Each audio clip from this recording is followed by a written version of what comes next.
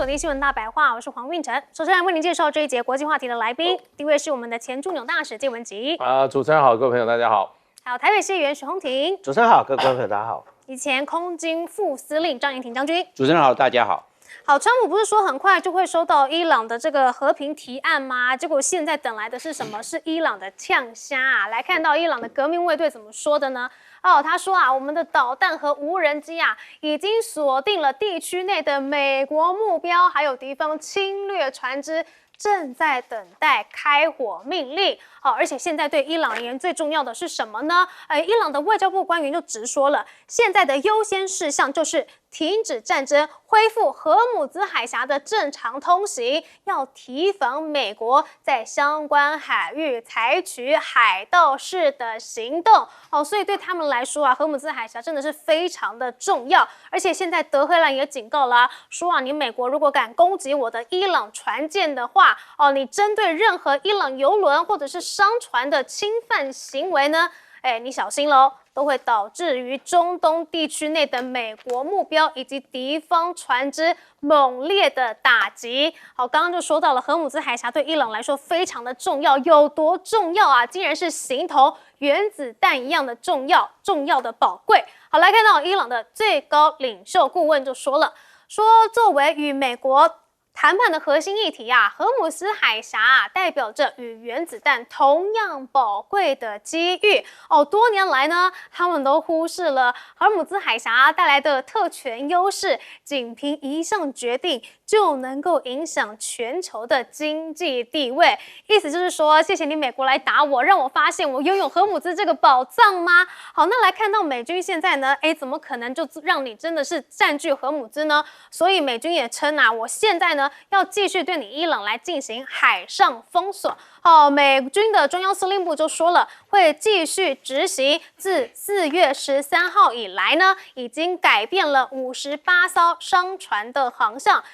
并使4艘的船只丧失了航行能力，以防止这些船呢继续的进出伊朗港口。好，那除了在荷姆兹上面的行动之外呢，来看到啊，美国空军的E-11A，竟然也是在伊拉克的南部上空呢被发现已经连续第3天出现了。好，那这些飞机是干嘛的呢？他们负责及时的中继战场通讯，除非有要密切监视或者是秘密调动的目标，不然通常都不会让一架飞机在巴士拉上空盘旋72个小时。好，但是现在说到战打到现在，到底是谁比较急着要去和谈呢？好像就是川普在等着回信因为我们知道他就说出来啦，说今晚可能就会收到伊朗的来信啦，都是伊朗很希望达成和平协议所以我们很快就会知道。结果呢，伊朗方面怎么回应啊？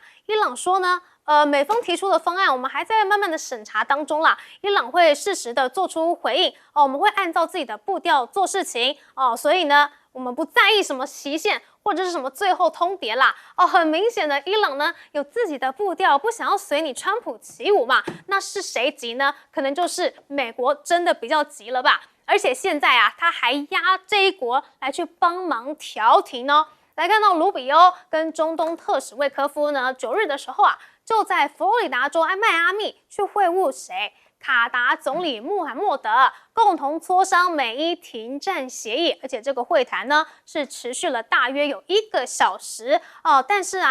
到了美国当天午后，还是没有收到伊朗对这14点中战备忘录的一个回复所以听起来伊朗真的是没有在插小梨的那另外来看到其实以色列呢，是不是在攻击这个战争之前呢，就已经早有预谋了呢？现在华盛顿邮报就揭露了，说以色列在伊拉克的沙漠呢，竟然是秘密设立了一个军事前哨基地，要来支援伊朗的空中攻击行动。甚至他为了避免基地曝光还曾经对于接近该区的伊拉克部队去发动空袭而且美国呢对这件事情也是早就知道了。好，为了不让这件事情曝光，还去空袭这个伊拉克的军队那另外来看到现在这个荷姆兹海峡因为很急着去开放，所以现在中东各国呢也很担心说，会不会谈到这个安全协议谈一谈，我们又被牺牲了呢？波斯湾的官员就表示了，说区域内的国家现在都很担心美伊协议呢会聚焦在华府最主要的伊朗核子计划问题上，那就会忽略了常规飞弹还有代理武器组织对波斯湾国家带来最直接的安全威胁。所以现在美国难道为了要达成和平协议，会去放任这个其他国家继续去攻击这个海湾国家，在他们的后院里面去放火吗？我们来请教介大使。对，现在美国事实上不断的在做军事的尝试想要突破伊朗对于荷姆兹海峡的设定的2条封锁线。那因为荷姆兹海峡事实上有一端是比较靠近阿联酋还有阿曼这个领土的部分，当然美国可以比较尝试一下，看看他用这些比较中型甚至小型的船舰看看能不能在各种船舰里面混过去，然后突破这个荷姆兹海峡的封锁。不过看起来伊朗看得很紧，那么只要有通过的话，那么只要被发现的话，伊朗一定开火。所以最近几天就一直在这个荷姆兹海峡附近有美国的船舰跟这个军舰跟这个伊朗的这些地面的部队有所接触，甚至伊朗的这一些所谓的飞弹快艇部队有所接触。那不过说实话，我觉得好像感觉只要一有接触以后美国的军舰就跑了，还不敢恋战，这个实在是有失这个大国的威风。你既然敢去，你就敢打嘛？为什么一打你就跑掉了？而且川普也故意要淡化这一些军事上的一些交火的事件他说这个是自然的啦，对方开火我们也开火，有一些交火，不过这个是一个所谓的就是说轻轻的点到为止所以是一个很轻的动作。所以川普始终心情里面还是忘不了那个油价，他很怕说哎呀，两军在这个荷姆兹海峡附近正式交战了，那这个国际这个油价因为特别的敏感，又开始怎么样？又开始大涨。那这个川普可能无法接受这个代价。不过在这种犹豫不决左右为难的状况之下，一个堂堂的超级大国，居然在那个窄窄的小小的海峡里面海道里面居然展现了如此这样子的脆弱，实在有损大国威风。我觉得其实就以伊朗来讲的话，那么小小一片水域，虽然它有地形上的优势，可是美国有绝对火力上跟军事上，不管是空中的、太空的、水面的、水下的，它都有绝对的优势。为什么会搞成这样子好像小媳妇一样，对方一开火就是赶快就跑了。然后呢，美国的这个总统还要出来把这件事情怎么样？还要大事化小，小事化无。所以我觉得这场战争真的缺乏一个完整的战略跟一个作战的目标合理一个合法的作战目标，就会让一个堂堂的一个超级大国今天表现得如此之不堪，把堂堂这个第一军事大国的声威真的葬送在那个小小的那一片荷姆兹海峡里面了，真的是得不偿失。所以你看，现在在海湾国家里面，过去亲美的、依靠美国提供安全的保护国家，现在跟美国都保持距离啦。尤其沙特，他基本上已经把这个巴基斯坦的军队都直接引进到沙特来了，就已经有那个意识，就感觉说，你美国的时代在这个区域里面，在我们区域里面当做这个大家的安全守护者的那个时代已经结束了。所以这场战争，川普从头到尾没有一个明确的一个政治目标，只是想做政权转换，后来又变成是怎么样？又是什么要拯救伊朗同胞，然后伊朗的人民，最后又变成怎么样？开放荷姆斯海峡，又变成要这个伊朗的去除核武化，又变成又要伊朗把他的这个导弹能力把它消灭，从来都在变的。到底为什么要打？今天要打伊朗，说穿了，还不是就是为了以色列吗？那以色列事实上就不让美国退出来，所以呢，我觉得川普这种各种因素都考量之情下，让他怎么样？觉得虚弱而无力，让一个超级大国让一个军事的超级大国真的连这个军事排名第17名的伊朗，在伊朗的面前都像是一个什么？像一个弱鸡。不过我们来请教张将军啦，这个美国空军E-11A 在伊拉克南部上空盘旋72小时，这是要做什么样的军事动作吗？我认为他在做验证，因为这一个E-11B 在庞巴里的，它是双发动机哦，它可以盘旋到很久，它就是变成一个空中中继机，就是空中基地台啦。如果海底，他在验证，如果海底的光纤被伊朗切断，可不可以由 E-11A 来这么做空中中继，把这些所有因为已经中断了，通通这些数据任务通通给这一架飞机，这架飞机再传下去，它就变成个中继，变成空中基地台、空中的平台。为什么？因为海上已经被切断了。它现在做验证，你看它经过飞那么久，就在做这个方面的验证，很久。至于验证的成果如何、成效如何，可不可以完全取代海底电缆被切断？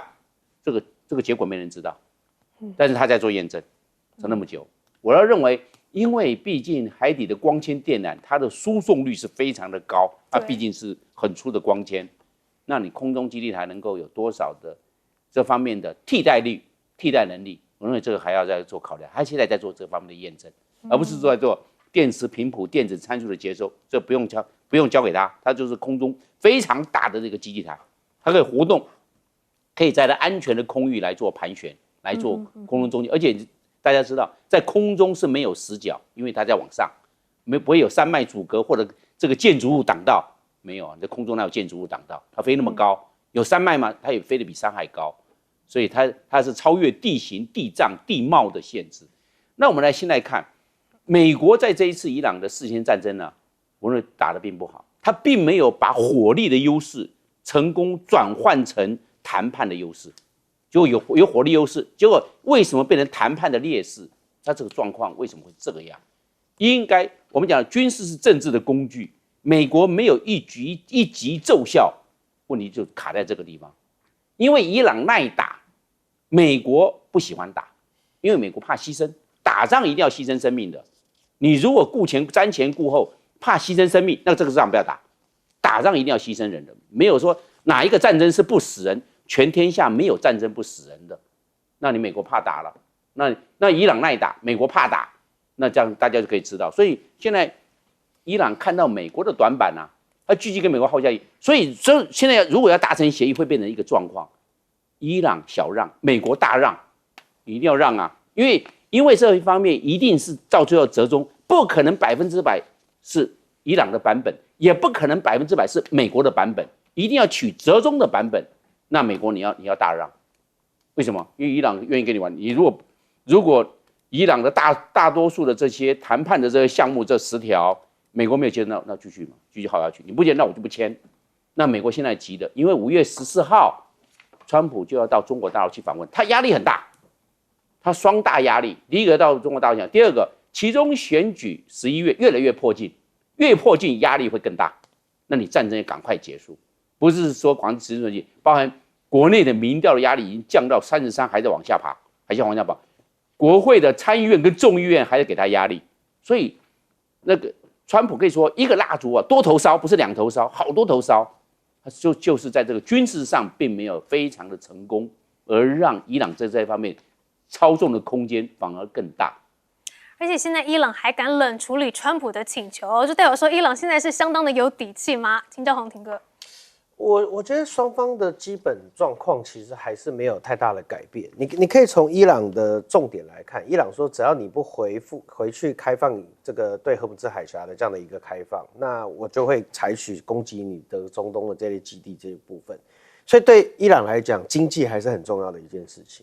那既然经济还是很重要的一件事情，那川普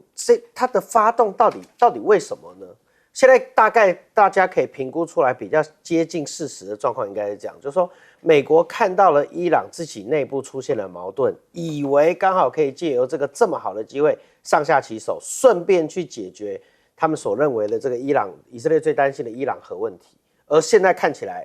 伊朗的防御力跟伊朗对战争的准备比想象中更充足。但是美国在打到这个状况的时候，你想想看，4月8号开始宣布停战1个月。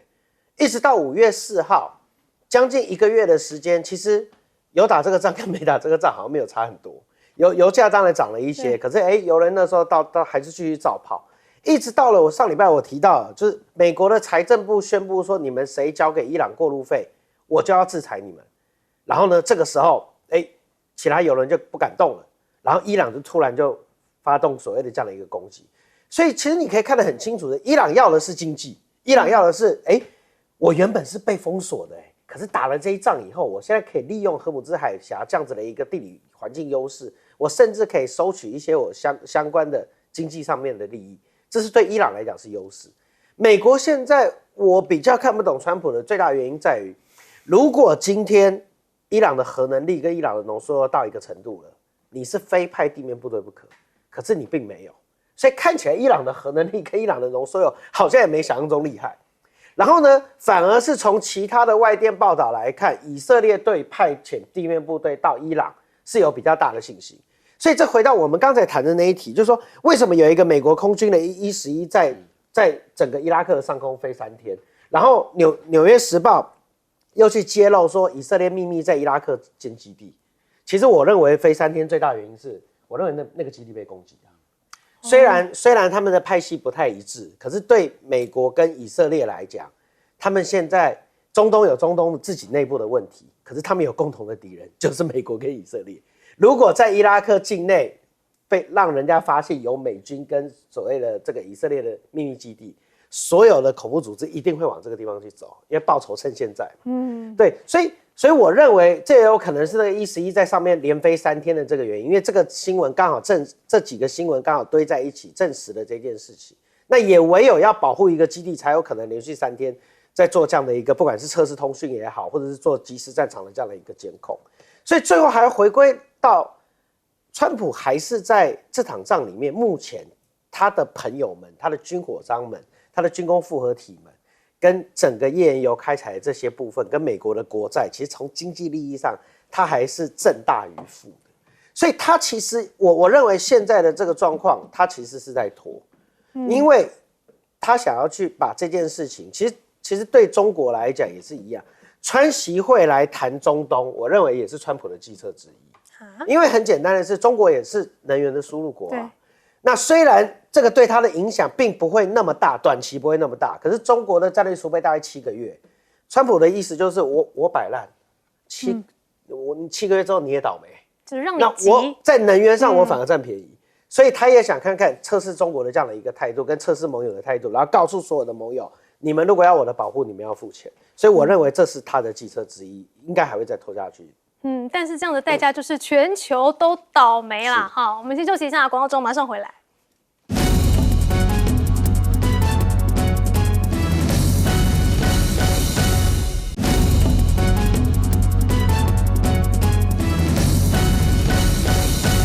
现在是停火期间，但是美伊继续交锋，不仅仅是在荷姆兹海峡，就连 AI 制图也要来比啦。我们来看到呢，川普呢，他是在他的社群里面晒了这个 AI 的图片哦，他做了什么呢？首先呢，他就是放了一张图哦，说这个是伊朗海军都沉入海底了哦。然后再来，他又放了一张他拿着望远镜去看这场战争，代表说他一切都有所掌握的图。那第三呢，就是说这个军舰的雷射击垮了伊朗的无人机。然后接下来啊，你看到没有？就如同蝴蝶一样，伊朗的无人机就纷纷落下了。好，这个是川普在周6的时候抛出的 AI 生成影片。那伊朗怎么可能就让你这样随便乱抛呢？伊朗更厉害，他抛的呢不是照片，是影片哦。好，来看到啊，他的 AI 影片是什么呢？是川普啊站在这个燃烧的美国战舰上，而且导弹呢是如雨一般的在落下。那他还呛说，妄想的川普必须明白，荷姆兹绝对不会因为他的小把戏而重开。强大的伊朗永远不会被征服。所以现在两方呢已经进入了一个 AI 图片的对决。但是我们来看到现实方面啦，现实生活是什么呢？就是下周的川习会即将登场了。结果因为这个美伊战争，川普可能要抬不起头了吗？美国总统川普即将访问北京，但是伊朗的战事啊，可能被视为是一个川习会的摩擦点。那么伊朗驻陆大使表示，伊朗跟中国在安全、和平等议题是有相当一致的看法。那么南华早报也报道了，说川普的访陆期间呢，可能会向大陆提供贸易优惠或者是关税减免，来换取中方施压伊朗接受和平协议。所以这难得的一次川习会，就因为要让伊朗接受和平协议，把他自己的筹码给付出去了吗？好，另外来看到其实这次川习会呢，也有相当多的美企高层随行，包括了谁呢？辉达、苹果波音等12家美企高管随行。但是这个看起来很多吗？没有哦，因为2017年川普访华的规模是更多的，是有将近他的2倍的。所以这一次是缩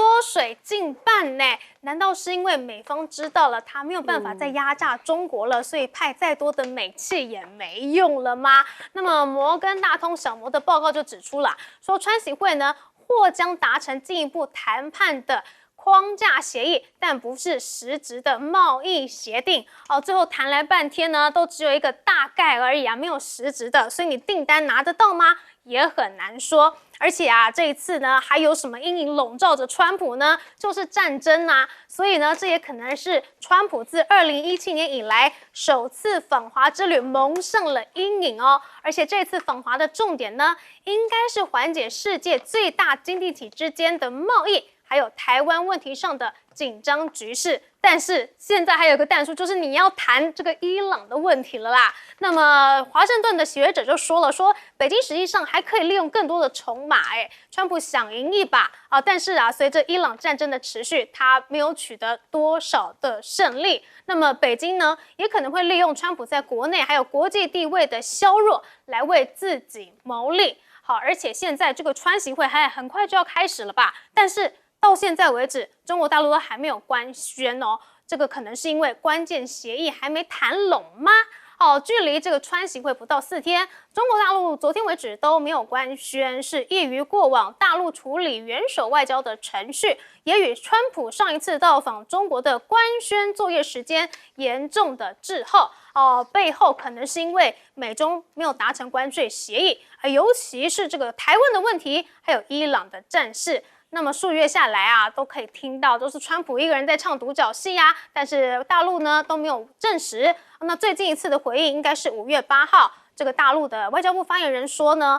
就访华事宜保持着沟通，还是没有证实真的要见面。但是其实各界对于川习会呢，也没有什么太大的期待，因为现在美国真正需要的事情呢，是处理自身事务，包括加速本国的晶片制造，还有稀土加工能力，还有重建军火库存，加速 AI 跟无人机在军事上面的应用，以及从中东冲突中脱身。所以对美国而言只要不要把事情变得更糟就好了，是这样子吗？我们来请教介大使。这一次就是说，川普要去大陆访问美国企业界的高管去的人数比上一次已经少了一半其实这个是川普的影响力跟大家美国国内对他支持的一个很严重的警讯。那我想这个企业通常是很现实的，如果川普去，跟着川普去，可以替他们的企业在中国的市场上获得一些好处的话，他一定会去的。那另外一方面就是川普对他们来讲，他们认为他还是在美国的国内还是未来还是有很大的影响力那他们非去不可即使没有利益他也非去。那这一次的话减掉一半，这个我觉得2个原因第一个就是说他们也没有看好川普，对川普对于他们在美国能够为的害啦，不是为的利已经没有那么惧怕了。所以呢，说出来就是不买川普的账。那另外一方面就变成就是说，他们即使在中国大陆市场上他有所求的话，他们可能也觉得透过川普的话反而不是一个好的管道。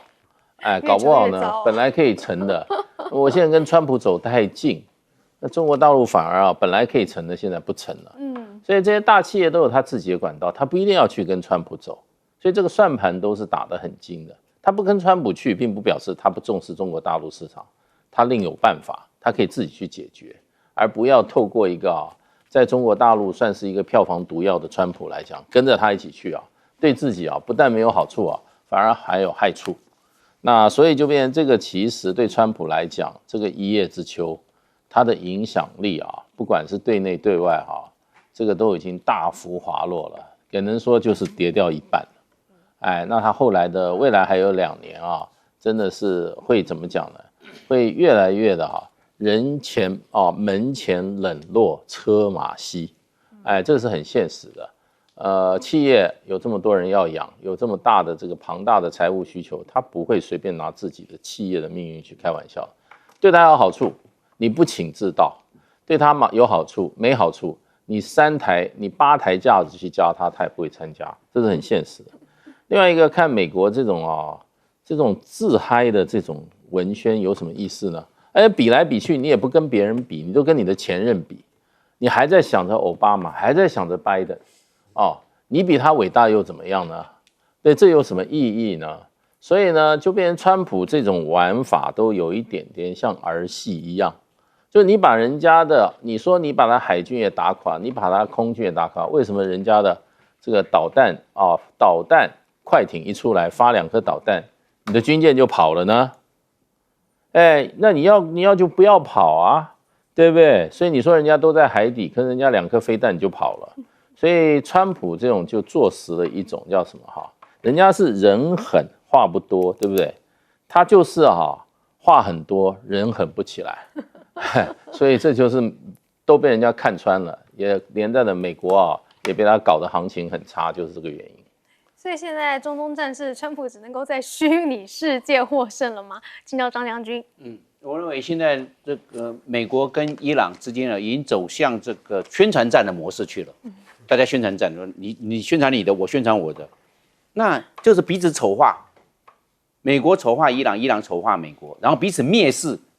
美国蔑视说伊朗已经没有战力，更没办法打了。伊朗蔑视美国，根本不敢过来挑战，不能变成这个状况。以前美国直接实力就敲定了，这个实力就是霸权的象征。到哪边去，大家不这个俯首称臣都是这样那个全世界哪一个国家打得过美国？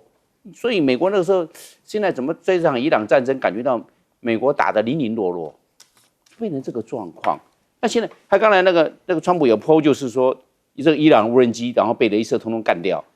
其实现在只要这无人机有烟雾状况，就让这个雷射根本没办法聚焦。你有烟雾，雷射最怕烟，最怕云。你有云有烟，它能量没办法聚焦了，一聚焦那你就失效。将来这个战场一定要想到，雷射武器将来会变成战场的主角，但是雷射最怕云、雨还有烟雾。你有烟雾，它完蛋，它锁定也没办法，因为没办法一穿透那个烟就散掉了。对，能量没办法聚焦，就没办法收敛，那一散掉就没有办法。所以将来大家一定要想到这一点，雷射最怕的这个。那我们现在看，这一次川普要到中国大陆去访问，他的筹码变少了，以前筹码蛮多的。你看现在这个关税战这个关税大棒失败，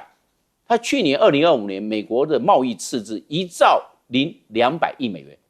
关键就是贸易逆差啦，他买国外的东西多，外销的少，又是破1兆。你看，所以美国的这国债它的居高不下也是这样。那第二个，稀土管制，中国大陆绝对会继续稀土管制，一稀土管制，美国金融产业马上降速，因为你有机器、有设备、有厂房、有人才，但是没有原料，原料还是原料的来源，原料的量决定它的产量。那你现在中国大陆绝对继续管制，而且美国虽然有开发替代来源，甚至回收这些品再提炼出来，但是毕竟缓不济急，所以稀土还是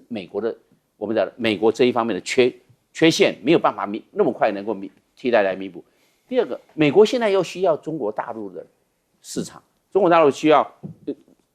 美国需要它买美国的大豆黄豆买美国的波音飞机，因为美国波音出了太多的事了，我需要这个样，那你就要求于中国大陆。所以美国在这次谈判上，这次到中国大陆去访问，他是站在比较稍趋下风的这个立场去过去做访问。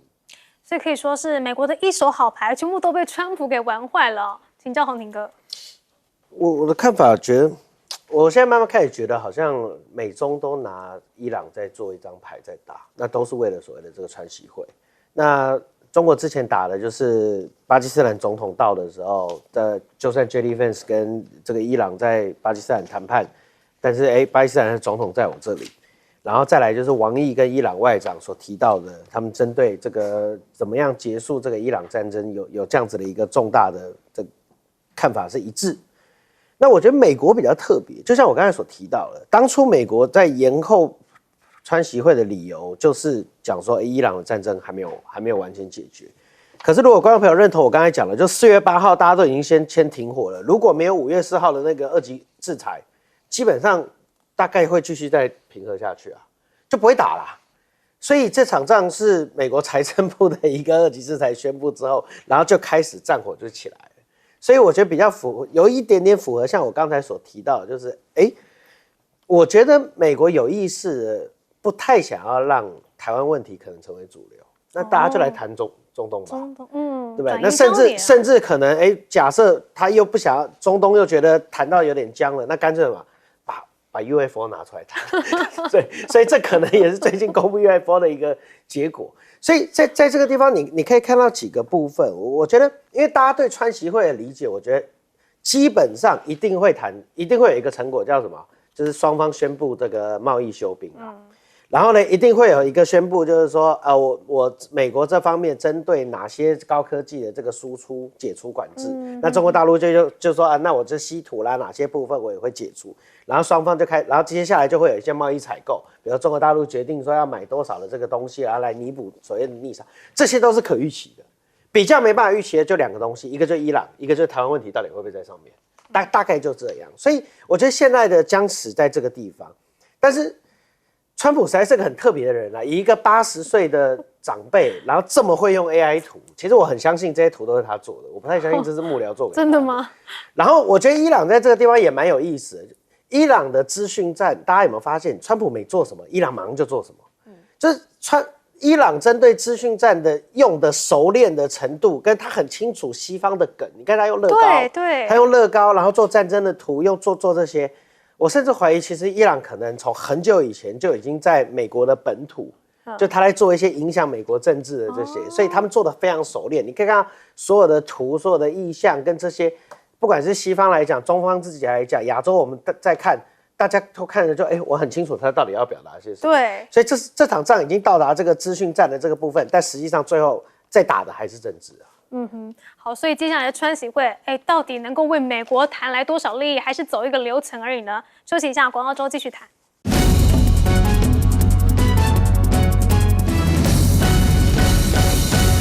再次祝大家母亲节快乐！欢迎收看 TBS 新闻大白话，我是王浅秋。首先介绍这一节加入我们讨论最新国际话题的来宾，第一位是前立委邱毅，主持人好，大家好；军事专家施孝维，好，简秋好，大家好；淡大财经系教授聂建中老师，请求各位观众大家好。伊朗的战事在川普每个礼拜5可能会放鹰的情况之下，现在到底怎么回事？前2天看到了川普下令在美军的部分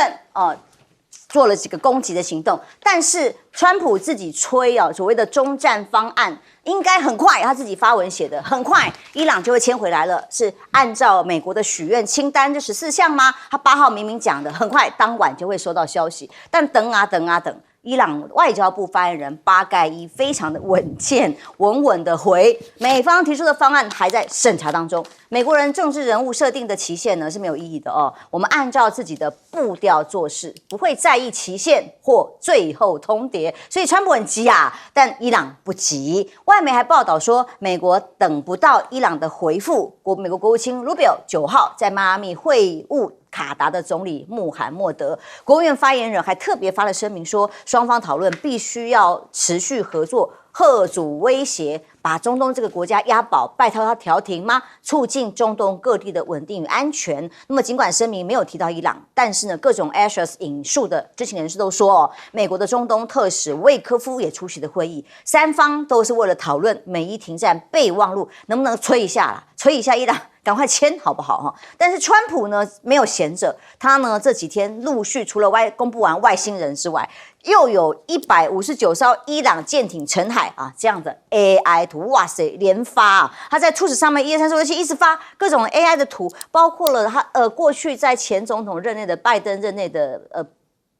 伊朗海域是这样的，结果现在都被川普给集成到海底。那各种 AI 图哇，他很威风的拿着望远镜看向被集成的战场的画面哦。那各种图了不起，还各种无人机被打下来的 AI 的合成的画面。结果呢，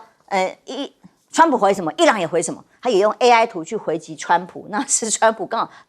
很讽刺哦，差不多这样的角度，但是他是前面大家美舰被打乱七八糟，他忙着逃难的画面，所以大家在打意气之勇吗？现在不是在谈判赶快签署的时候，川普用这种 AI 图要羞辱对手吗？伊朗提出了严正警告，你打一艘油轮，我炸一个美军基地。因为这4艘油轮，昨天我们也讨论了，在伊朗贾斯克附近的海域遭到美军的袭击，也许损坏了啊。其中1艘油轮还起火，发生了大面积的漏油啊。那么这件事情也引起了伊朗的不满。德黑兰警告，伊朗的船舰呢，如果被攻击的话，就要攻击美国最在乎的资产，除了荷姆兹海峡，再就是什么？油田。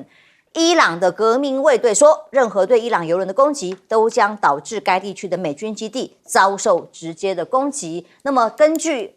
所谓的网络卫星上面的追踪画面哈，现在24小时之内没有1艘船通过 AIS 识别的商船通过荷姆兹海峡。虽然川普已经停止了所谓自由计划，现在号称即将有自由计划的 Plus 但不只管控荷姆兹海峡，伊朗也继续再出别的招，包括跟媒体呼吁，对于海底网络的电缆也要收钱了。我相信这个消息我们会眼睛一亮，川普一定也是，只要有钱赚的地方，他怎么可以错过呢？先前不是有合资公司说要一起在荷姆兹海峡收钱吗？现在伊朗认为，在荷姆兹海峡底下的海底光缆每天承载超过10万亿美元的金融交易，这个过去呢应该要赋予。伊朗什么钱都没赚到，通过这里是伊朗的海域啊，所以针对当中的维护、维修、独家控制权，要把海峡变成合法的财富创造的战略中心。哇，法尔斯通讯社说，荷姆斯海底的电缆量承载着全球包括97超过的网络流量，连接欧洲、亚洲、中东地区。发现了一个最大的财路，还不只是海面上的邮轮，还有地底下的电缆呀。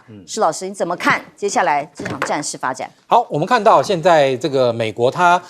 像我刚刚正在就在查荷姆兹海峡上面的这个航运状况荷姆兹海峡现在真的非常干净，有一些船不多，的确真的有一些船不多那在这个情况下，那其实以美国来说的话，美国当然还是会要加强它这个军事威慑。我们看到其实这次川普说我已经把这150几艘这个伊朗船都打到海底啦。说真的也不奇怪，为什么？因为毕竟美国跟伊朗的军事硬实力差异是很大的。那你说，军事硬实力差很大，伊朗到现在我们还能够撑到今天，因为伊朗面积大，而且它有各种的，就是隐藏的这样一个战力，可以不断的反击美国，也让美国以及美国在中东地区的盟友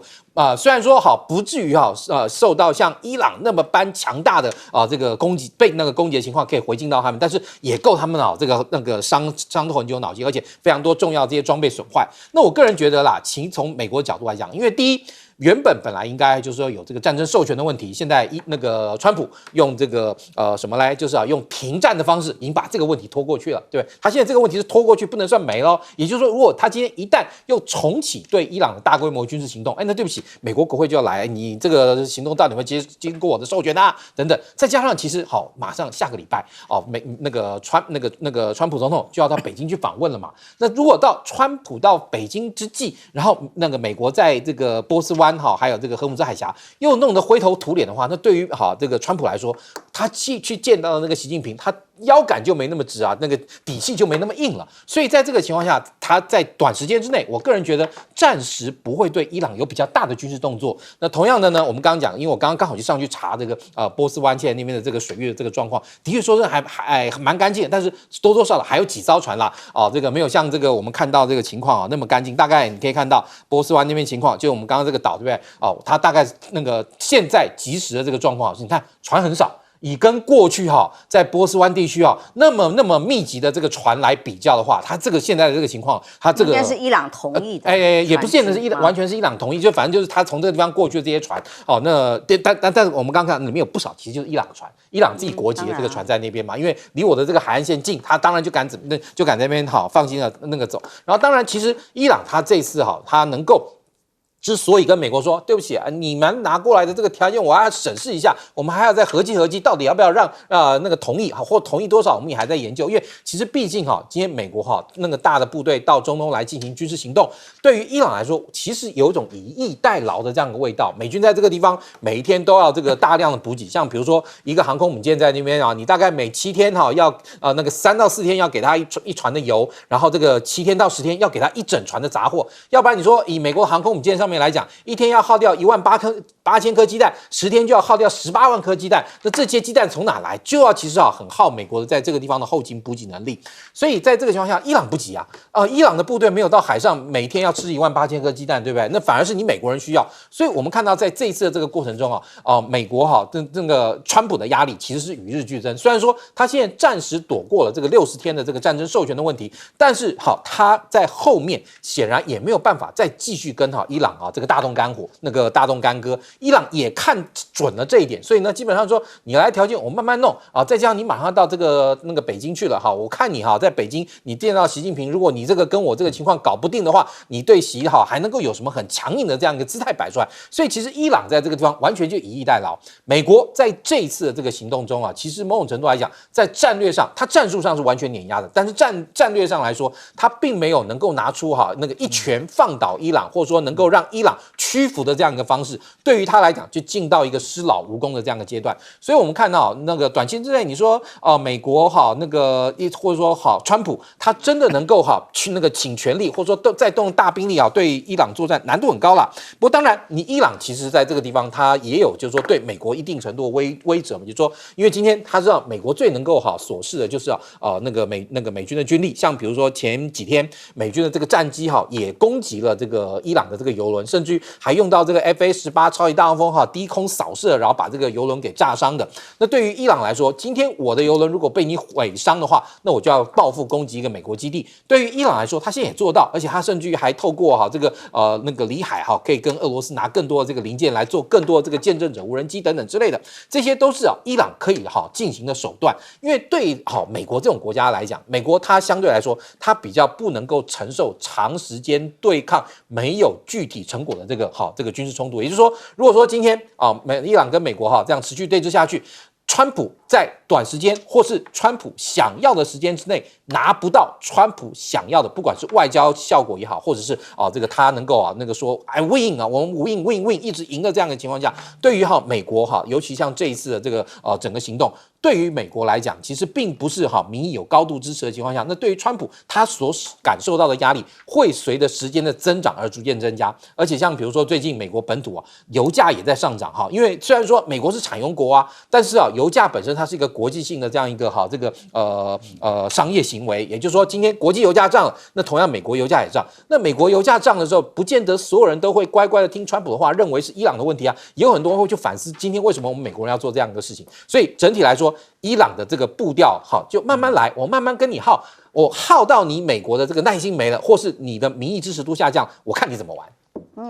委员的确现在伊朗战事究竟是不是真的要签署和平协议还很难说。但我们没有看过一个美国总统这么执着于爱发 AI 图的。他在Twitter上连续的发，记得吗？他上次把自己发成耶稣的像的样子，引起了非常大的争议。现在连续再发，就问题是伊朗也同样 AI 图来回击他。其实美国跟伊朗都有时间的压力，大家心里都很急，但是伊朗的时间的压力相对于美国要比较小，所以最后的和平协议或叫停战协议，双方一定要找寻一个妥协的平衡解。只是这个妥协的解，伊朗呢让步比较少，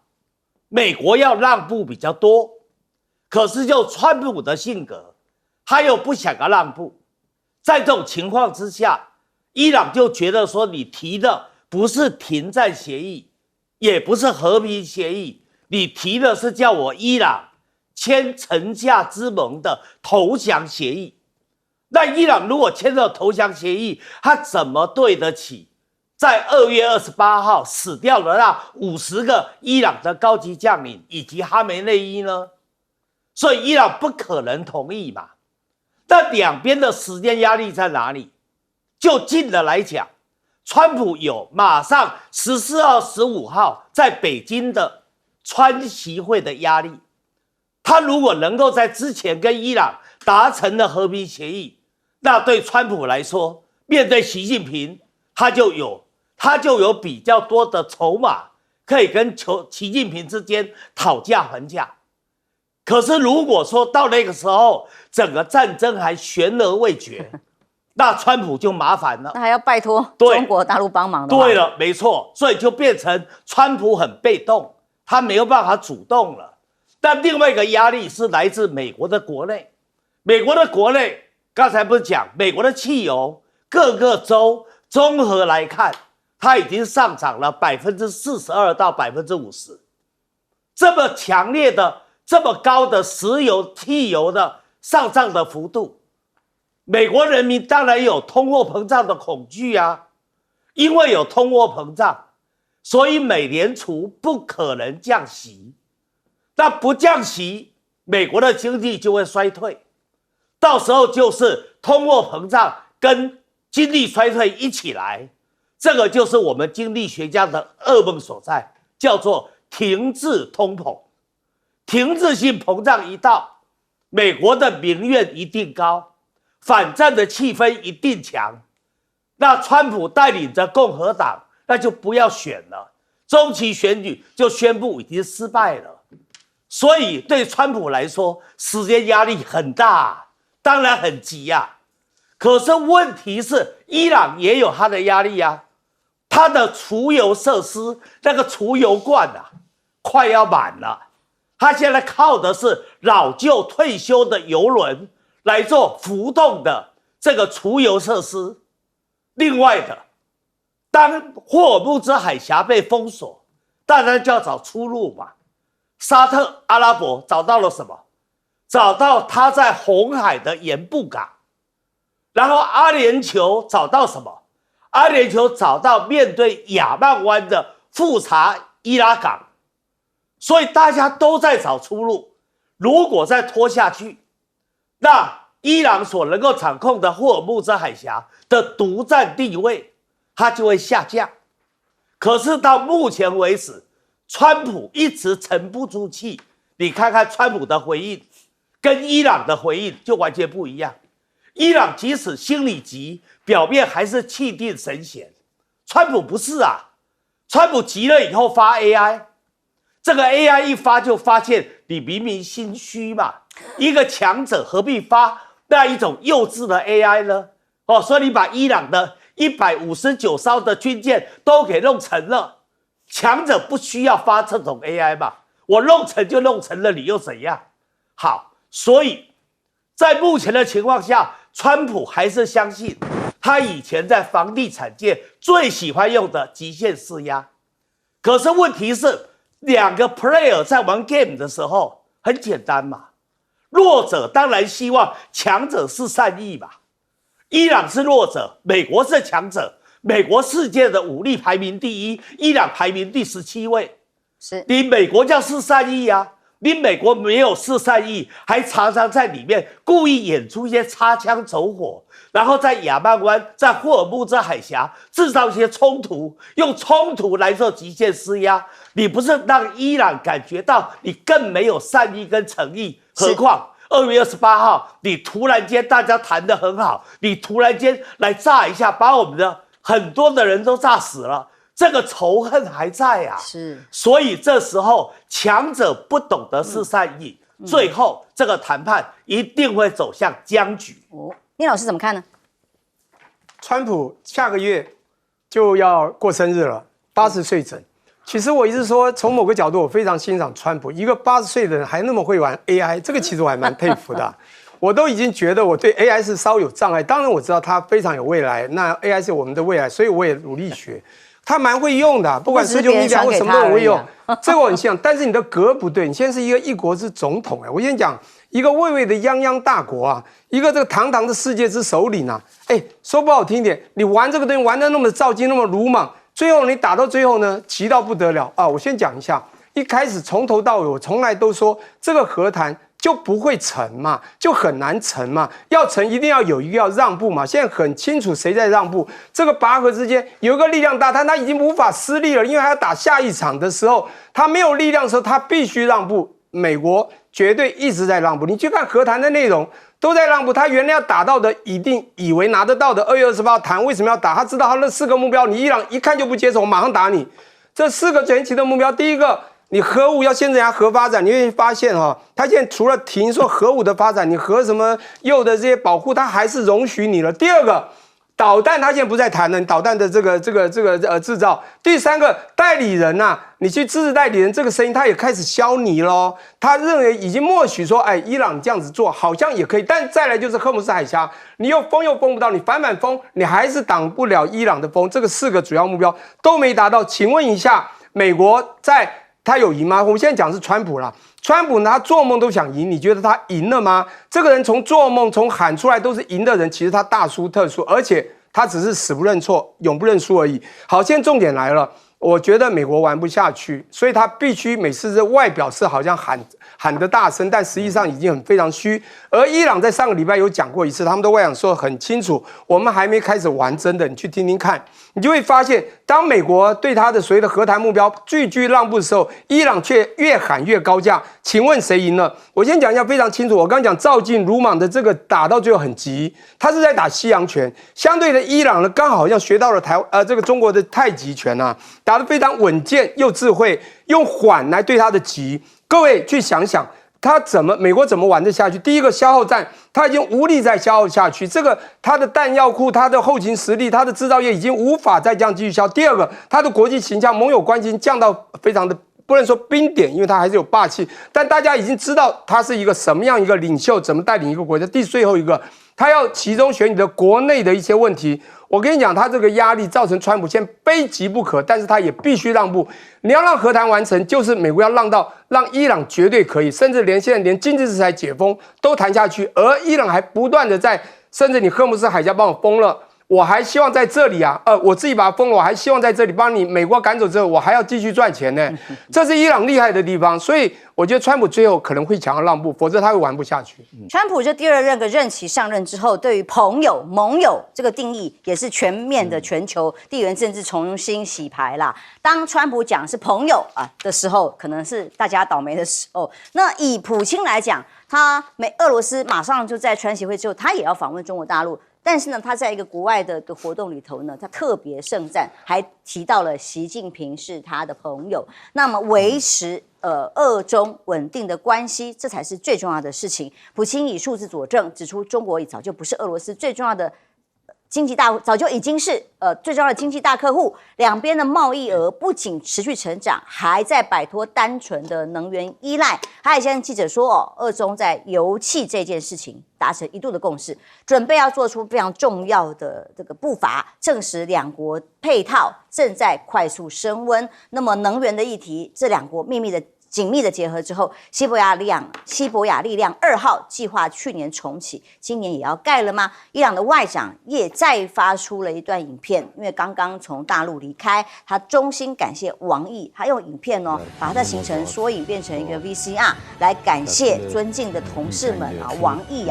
给予的热情款待，他也要展现跟中国大陆的关系。那么，所以川普有办法在接下来的访陆的行程里头，形成对伊朗施压吗？外界都是不以为然的。但川习会剩下不到5天了，现在大家关注，这是10号今天早报的新闻是这样分析：明明呢，美国方面不断的有一架一架的飞机送物资过去，可是大陆却到目前为止仍然没有做过正式的宣布，仍然相当的保留。还有没有变数？不知道，因为上次是川普要延期，而这一次呢，背后跟中美没有达成关键协议有关吗？尤其台湾问题，伊朗战事吗？就要密切观察喽。美国的牛肉商说哦，川习会恢复对华的出口资格呢，那将会有400家的厂商轮贸易战的牺牲品。那大家都在关注这件事情，但川习会的谈判筹码。关税这件事情，上次已经被最高法院判决过，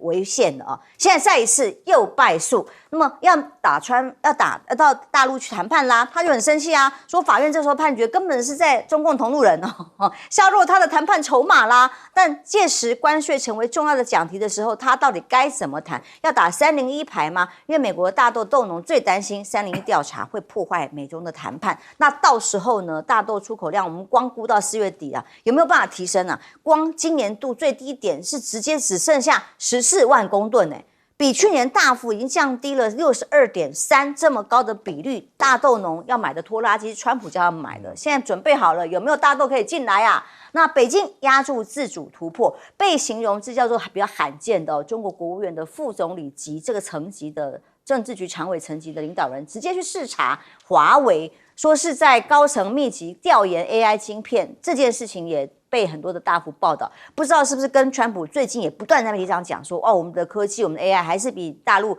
厉害很多等等有关系。中国大陆当然已经把华为啦、半导体各种产业视为科技强国战略的重要的支点。那么还有根据财经媒体最新报道，中国大陆最大的 AI 包工头被形容上海激流科技正式要向港交所递交招股书了哦。冲刺主机板能够挂牌，这家公司做的不是大模型，也不是 AI， 是最近几年最缺也是最烧钱的算力。所以激流科技的商业模式呢，本质上也像 AI 的工程师的概念哦，那就是像辉达这些重要的 Intel 的概念。所以18兆的量子科技赛道，大陆第4代的量子计算机本源悟空也已经上线。先是大家一讨论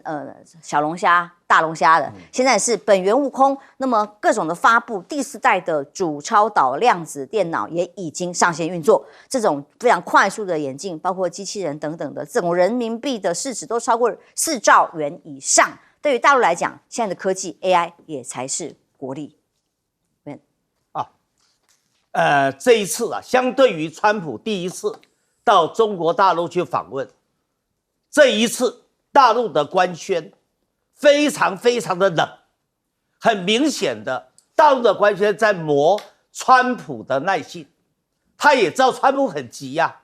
西腰拐的运输机已经有7架，已经送到了北京去了。另外的，美国白宫特勤局的专车也出现在北京的街道上面了，代表川普很急，他要让木已成舟，米已成炊。但是中共的官方在官宣上故意云淡风轻，一点都不急。他知道现在急的是你美国，不是我中国，所以我磨你的耐性。除了这个之外，因为所有的美国的盟友都在看这一场只有36个小时的川习会，在谁在看呢？第一个，海湾的国家在看，阿布扎比的王储没多久前才来了中国，叫哈利德，他告诉中国什么？他的墨尔班石油交易中心要开张了，然后他基本上也受到了伊朗的导弹的攻击，希望中国能够出面斡旋。另外的沙特的王储小萨拉曼跟北京方面也建立了很好的互动情谊，这都是美国原来川普的好盟友啊，好盟友都想离开了，为什么？因为他们原来认为美国是海湾国家的安全保障，现在发现不是啊，你美国反而是海湾国家的 trouble maker 啊，你给我们带来战乱，你给我们带来困扰，你给我们带来贫穷。好，更严重的，他们对以色列都有心结啊。他发现你美国弄了半天，终于证实一件事：你美国根本就是以色列的小弟，你根本川普，你说你威风，你跟着纳塔雅胡的屁股后面走，做纳塔雅胡的跟屁虫，你盟友对你会离心离德啊。欧洲的国家也在看啊，北约国家也在看啊。你今天如果让川普这一次在中东得逞，那下面他拿格陵兰的时候，怎么会管你北约里面有丹麦呢？所以这个时候他们也在看，你川普在这一场战争里面吃瘪，然后他们逐渐的向中国的位置倾斜，所以大家都在看，连美国的企业都在看。你知道这一次只有12个企业跟着川普过去，而上一次有多少？上一次有将近50家美国大公司各个报道。现在很多的美国大公司，他不透过川普了，他们自己就跟中国大陆打交道了。在这种情况之下，你知道这一场谈判一开始美国就已经落掉了，而美国如果在这一场谈判里面没有谈好，川普的威信会继续的往下掉，会对共和党的中期选举产生致命的伤害。休息一下，马上回来。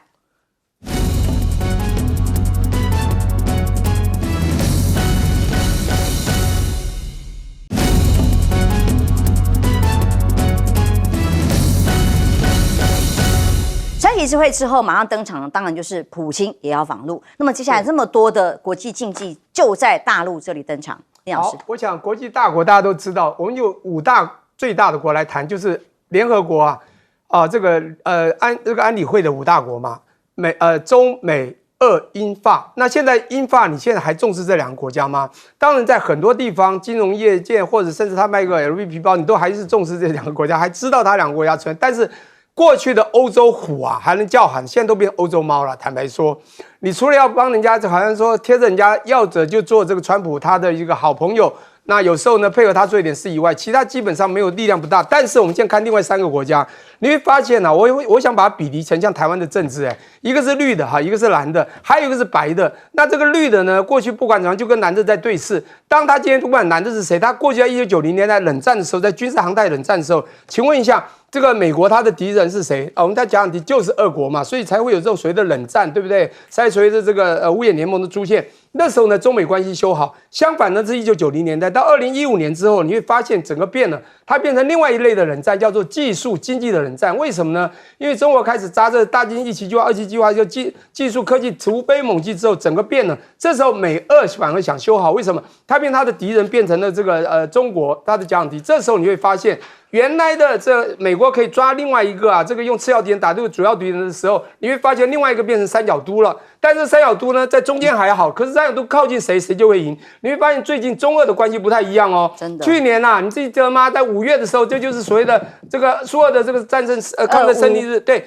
习近平不是去了吗？到9月的时候，不是这个普丁又回到中国去，所以两边的交流大家可以看得到。那我刚刚谈的 CRINC 这个感觉，这个 China、Russia， 你也知道他们的感觉，也就是即便你现在霸主还是美国，可是你知道其他的国家，即便你看不起的国家，当人家结合的时候，所以这个时候原来唯一自以为是霸主的就会害怕。所以你知道习近平这次呢接见我们不要讲接见，就是川普要去见他是非常急的，他已经谈太多次，他这去一定想谈很多次的事情，不管从经贸来讲，或者在国际的这个各种这个issue来讲，川普其实是非常急的想要拉近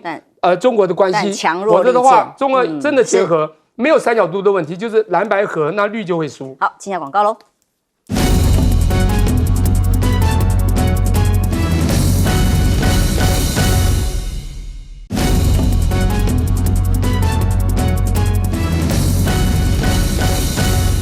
川习会马上就要登场，在 AI 这一块、科技这一块，双方美中也有较劲。其实你看之前原本美国在 AI 或者说晶片这一块是遥遥领先中国大陆，那美国是透过这个晶片的销售，某种程度来说也是控制到中国大陆的这个那个科技业发展的实力。为什么？因为很简单，你的晶片如果今天是由我全部提供给你，那我这些晶片能够做到什么程度，我最清楚。那我只要在这里面说，不管是说是要做点手脚，或是我给你一些实质的限制，那对不起，你就会